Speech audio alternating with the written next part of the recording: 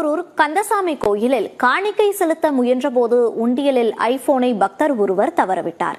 உண்டியலில் விழுந்தது கடவுளுக்குத்தான் சொந்தம் என கோயில் நிர்வாகம் கூறுவதால் திக்கற்று நிற்கிறார் அந்த பக்தர். ஒரு வழியா குடும்ப கஷ்டத்தை இன்னையோட தலைமுழுகிற.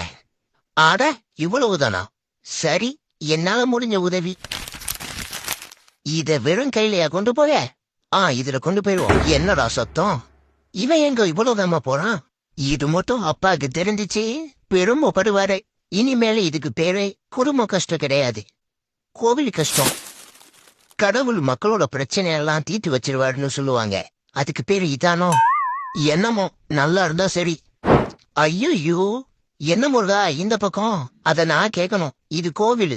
அதாவது முருகா, உண்டில விழுந்த ஐபோனு கோவிலுக்கு சொன்னான்னு கேள்விப்பட்டேன். அதுக்கே அதான் லோன் டாக்குமெண்ட்ஸ் தூக்கி உண்டில போட்டேன்.